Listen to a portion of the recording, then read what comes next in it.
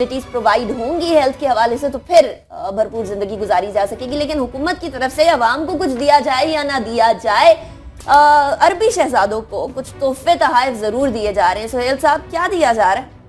अनिका, जैसे जैसे पाकिस्तान के अंदर पनामा लीक्स केस की समाअत और दूसरे जो सारे सियासी मंजरनामा तब्दील हुआ, तो उसके बाद हुक्मरान खानदान की जानिब से अरब ममालिक को तोहफे तोहफे का सिलसिला भी बढ़ता जा रहा है। हम ये देख रहे हैं, उनके ज़ाती तल्लुकात हो सकते हैं, ये मे भी दो रियासतों के दरमियान भी ऐसा हो, लेकिन माजी में इसकी इतनी परसेंटेज हमें देखने को नहीं मिलती थी। अब जो खबर है वो ये है कि वज़ीर आला पंजाब शहबाज शरीफ साहब ने अबू ज़ैबी के हुक्मरान शेख ज़ैद बिन अल नहान को और डिप्टी सुप्रीम कमांडर को, जिनके फोर्स के हैं, उनको एक खास तोहफा देने का फैसला किया है। वो तोहफा क्या है? पंजाब हुकूमत ने वजारत नेशनल फूड सिक्योरिटी को दरखास्त की कि वज़ीर आला पंजाब शहबाज शरीफ साहब 2 अरबी नस्ल के घोड़े, 2 साहिवाल नस्ल की गायें और 2 ऊंट जो अबू ज़ैबी के जो हुक्मरान हैं और उनके जो डिप्टी सुप्रीम कमांडर हैं, उनको बतौर तोहफा देना चाहते हैं। इससे बात कंटिन्यू कीजिएगा। अरबी नस्ल के घोड़े पाकिस्तान में क्या करें? अरबी तो अरबियों को देने के लिए। अच्छा, दूसरी साइड पे ऊंट भी सहरा का जानवर है, तो वहीं पे मिल जाना चाहिए। साहिवाल की गायें, अच्छी बात है कि उनको दूध की जरूरत उनको पूरी हो सकती है इस जरिए। आप ये कह रहे हैं? हाँ, मैं इसका ये बताना चाहूंगा कि यहाँ पर पाकिस्तान की जो सरकारी फार्म हाउसेज बने हुए हैं, अरबी नस्ल घोड़ों की जो यहाँ पर खास नस्ल लाई जाती है और जिस तरीके से उनकी परवरिश की जाती है, जितने वो तवाना और खूबसूरत तरीके से खिलाए जाते हैं, जब वो तोहफा पेश किया जाएगा तो वो उसकी एक अहमियत होगी उनके सामने, उनकी नजर के अंदर। यही शायद वजह होगी। इसी तरह ऊंटों की भी खुसूसन देखभाल के बाद वो ऊंट फराम किए जाएंगे, जब वो उनके सामने जाएंगे तो उनके लिए अट्रैक्शन का बाइस होंगे। अच्छा, ये जो जानवरों की तफसील थी, उसके अंदर जो वजूहात या जवाब क्या पेश किया गया है पंजाब हुकूमत की जानिब से, जो खत लिखा गया वजारत नेशनल फूड सिक्योरिटी को, उनसे ये कहा गया कि चूंकि मुत्तहिदा अरब अमारात के अंदर और अबू ज़ैबी के अंदर पाकिस्तानियों की एक बड़ी तादाद वहां पर मुलाजमत करती है, उनको रोजगार के मौके वहां फराम किए गए हैं, वहां से तरसीलात ज़र पाकिस्तान आती हैं, तो अब जरूरी है कि अबू ज़ैबी के जो हुक्मरान हैं उनको ये तोहफा दिया जाए। अच्छा सुहेल साहब, पहले भी 2 घोड़े तोहफे तोहफे में देने की बातें आ रही थी, गर्दिश कर रही थी खबरें, आपको याद है? बिल्कुल याद है, और उसकी इक्तिसादी राब्ता कमेटी से बाज़ाब्ता अप्रूवल हुई थी, और वो तोहफे थे कतर के हुक्मरानों के लिए। पिछले दिनों के अंदर एक कंट्रोवर्सी डेवलप हो गई थी, पता चला था कि वो भिजवा दिए गए, हुकूमत ने कहा नहीं भिजवाई गए, लेकिन इक्तिसादी राब्ता कमेटी लेवल के ऊपर इसी से उनकी अप्रूवल जरूर हो गई थी कि कतर के हुक्मरानों को हमने ये तहाइफ देने हैं, तो हम इसकी मंजूरी दी जाए। अब उसके बाद गुज़श्ता रोज हमने वजारत नेशनल फूड सिक्योरिटी से रब्ता किया, उनके तर्जमान ने इस बात की तस्दीक की है। हमने इसलिए रब्ता किया था कि यहाँ पंजाब हुकूमत ये ना कह दे कि ये तो लेटर ही फेक है, तो हमने कहा जी राब्ता कर लें, इसकी वेरिफिकेशन कर लें। तो वजारत नेशनल फूड सिक्योरिटी ने इस बात की कंफर्म किया है कि उन्हें लेटर मसूल हुआ था, और उन्होंने उनसे ये इजाजत तलब की गई थी कि जो उनका मुतलका डिपार्टमेंट होता है वो इन जानवरों की सेहत का सर्टिफिकेट जारी करे कि ये सेहतमंद है। बाद में मुकर के वो बात अलग है, लेकिन खावर साहब को एक कमेंट, ये जाती मफादात के लिए, जाती दोस्ती के लिए इस्तेमाल हो तो फिर गलत, मुल्क के डिप्लोमेसी के लिए हो तो फिर तो ठीक है। का एक थोड़ी क्लैरिफिकेशन की जरूरत है, वो ये कि दुनिया के अंदर जब हुक्मरान एक मुल्क से दूसरे मुल्क में जाते हैं, जिस तरह हमारे प्रेसिडेंट या प्राइम मिनिस्टर किसी दूसरे मुल्क में जाते हैं तो उनको तहाइफ मिलते हैं, तो ये कोई ज्यादा इतना अचंभे की बात नहीं है। प्रॉब्लम यहीं पे आ जाता है कि इन तहाइफ के बदले में आप चाह क्या रहे हैं? क्या आप अपने मुल्क के लिए कोई फायदा चाह रहे हैं कि नहीं चाह रहे? क्योंकि वो यूएई के शहजादा, तो आपको पता है वो जो डेमोक्रेसी डे पे वो तो 26 जनवरी को इंडिया में गए हुए थे, और वहां पे कितने अरब का उन्होंने कोई इन्वेस्टमेंट की, मेरे ख्याल में कोई लंबी चौड़ी $60 बिलियन से ज्यादा, $60 बिलियन इन्वेस्टमेंट, कर्जे नहीं है। हम 46 बिलियन कर्जे लेके चाइना से वो हम छलांगे लगा रहे हैं सुबह दोपहर शाम। यूएई ने 60 बिलियन वहां पे उन्होंने इन्वेस्टमेंट किया है, ठीक है।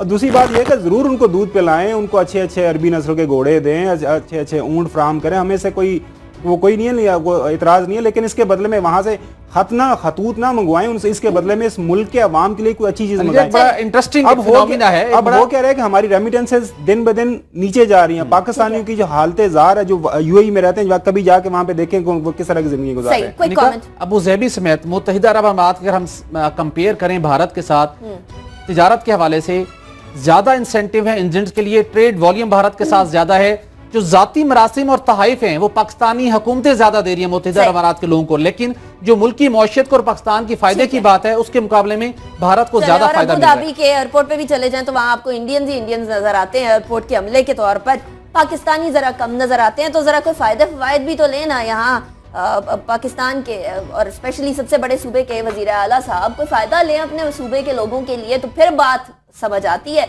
अदरवाइज ये घोड़े वगैरह देने का फायदा कोई नहीं होगा, फिर जो है वो इस तरह की प्रैक्टिस को देखना चाहिए। और जो तोहफे हमारे यहाँ आते हैं वो तोशा खाना में जाते हैं। तोशा खाने की भी असलियत आपको कभी बताएंगे कि उधर होता क्या है, इससे पहले भी हम शो में डिस्कस कर चुके हैं। लेकिन असलियत एक और चीज की सामने आई। माइकल फ्लिन, डोनाल्ड ट्रंप के बड़े करीबी नेशनल सिक्योरिटी एडवाइजर, उनके बारे में ये बात आई कि रशिया के साथ उन्होंने बड़ी कॉल्स का जो है तबादला किया और उसके बाद अब उनका जो रेजिग्नेशन सामने आ गया। खावर साहब, पहली विकेट गिर गई है डोनाल्ड ट्रंप। अनिका, मैं इसको जरा थोड़ा सा डिफरेंट एंगल से देखता हूँ। वो होता ये है कि अब गलती मान ली national security adviser general Flynn ने, उन्होंने माना कि मैंने कॉल्स की और कॉल्स का जो मुझे अपने जो नए प्रेसिडेंट और प्रेसिडेंट इलेक्ट जो है उनके साथ, जनरल पेंस के साथ वो सारी इंफॉर्मेशन मैं शेयर नहीं कर सका, लिहाजा मैं माजरत चाहता हूँ और इस गलती की वजह से मैं ये पोजीशन छोड़ रहा हूँ। ये है उन मुमालिक का तरीकाकार जहाँ पे डेमोक्रेसी फुली फंक्शनल है।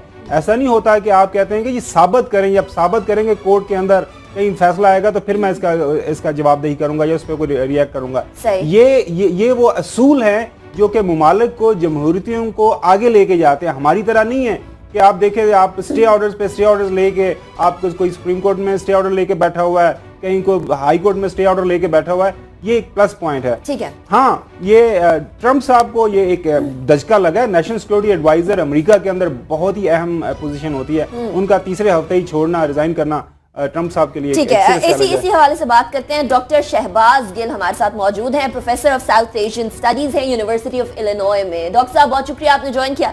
डॉक्टर साहब, अमेरिका में इसको कैसे देखा जा रहा है? धचका लगा डेफिनेटली बिगिनिंग के अंदर ही। एक तो डोनाल्ड ट्रंप की इंपीचमेंट की बातें कर रहे हैं, गर्दिश हो रही है, और दूसरी तरफ एक अहम शख्स रिजाइन कर जाता।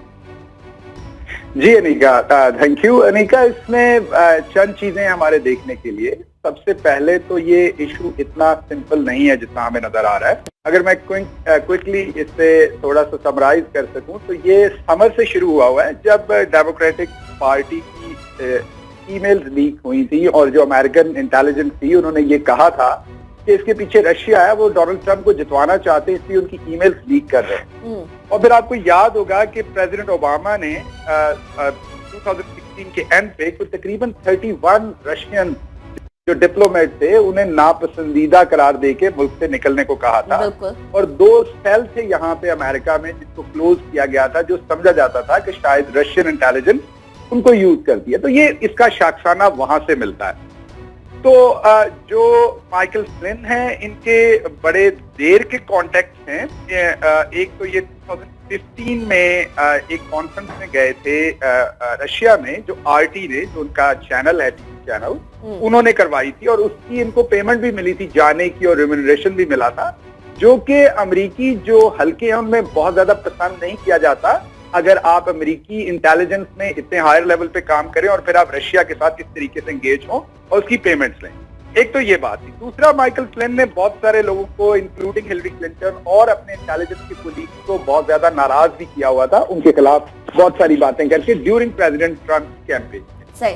तीसरी बात ये हुई कि इनकी बहुत दफा बात हुई जब इनको नॉमिनेट किया गया। 25 दिसंबर को इनके टेक्स्ट मैसेजेस एक्सचेंज हुए जो रशियन एम्बेसडर हैं यहाँ पे, जो उनके साथ इन्होंने क्रिसमस विशिंग एक दूसरे को की, विशेष की, क्रिसमस की और हॉलीडेज की, और वो ट्रैक किए गए अमेरिकन इंटेलिजेंस की तरफ से। और 29 दिसंबर को जब प्रेसिडेंट ओबामा ने वो ऑर्डर किया 31 डिप्लोमेट को निकालने का, तो उस दिन जो रशियन एम्बेसडर थे उन्होंने बहुत डेस्परेटली इनसे बात करने की कोशिश की 3-4 दफा, और उसके बाद इन्होंने उन्हें कहा कि मेरे से बात कर लीजिए। इनकी बात हुई, कोई 10 मिनट से ज्यादा लंबी बात हुई, जिसमें इन्होंने उन्हें अश्योर करवाया कि आप इन 31 लोगों के निकलने पे बिल्कुल रिएक्ट मत करें, जैसे ही प्रेसिडेंट ट्रंप की गवर्नमेंट आएगी हम इस चीज को हैंडल कर लेंगे। और उसके बाद हमने देखा था कि पुतिन साहब ने जो एक रिएक्शन में सजेशन दी गई थी अमेरिकन डिप्लोमेट्स को, वो भी नहीं निकाले थे।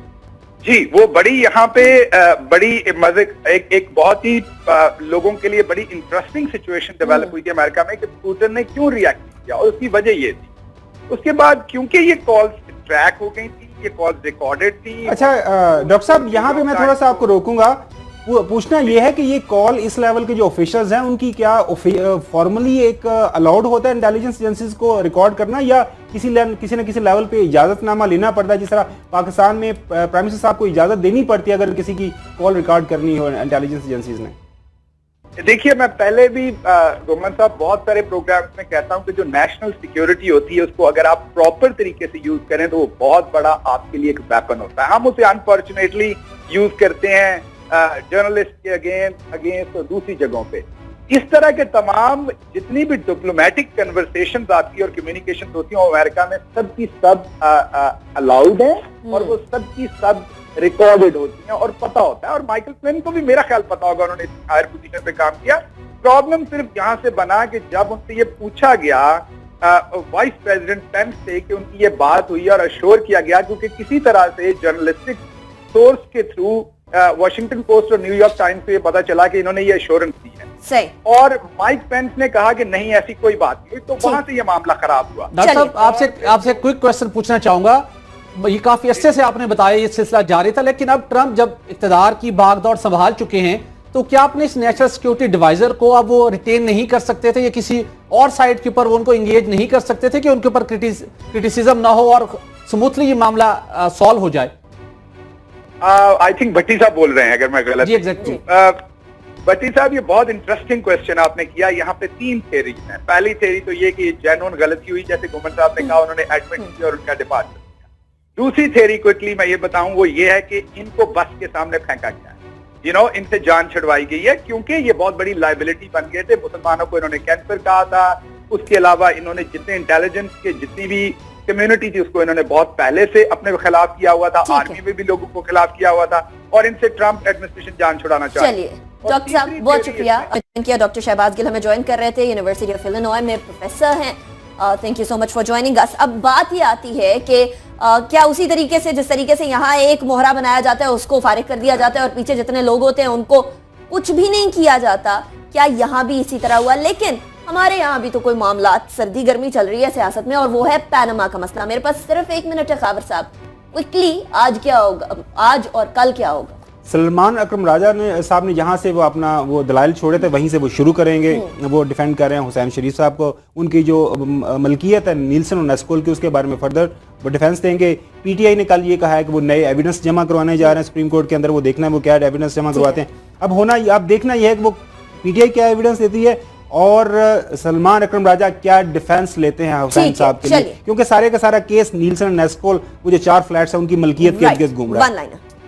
मुस्लिम लीग नून की हुकूमत पहले ही मुश्किलात में फंसी हुई थी, केस काफी एडवांस स्टेज पे था। अब पीटीआई के नए दस्तावेजात सामने आने के बाद अब केस इंटरेस्टिंग फेज में दाखिल होगा और मुश्किलात बढ़ेंगी नून लीग। चलिए, मुश्किलात कितनी हैं ये भी देख लेंगे, और मुश्किलें इतनी पड़ी कि आसान हो गई। शायद पीएमएलएन का यही अब जो है एक मोटो लेकर आगे चलेंगे। हमारे आज के शो से इतना ही। हमें फीडबैक जरूर दीजिएगा। बाखबर सुबह के नाम से फेसबुक ट्विटर पर मौजूद है। अपना बहुत ख्याल रखिए। अल्लाह हाफिज़ नासिर।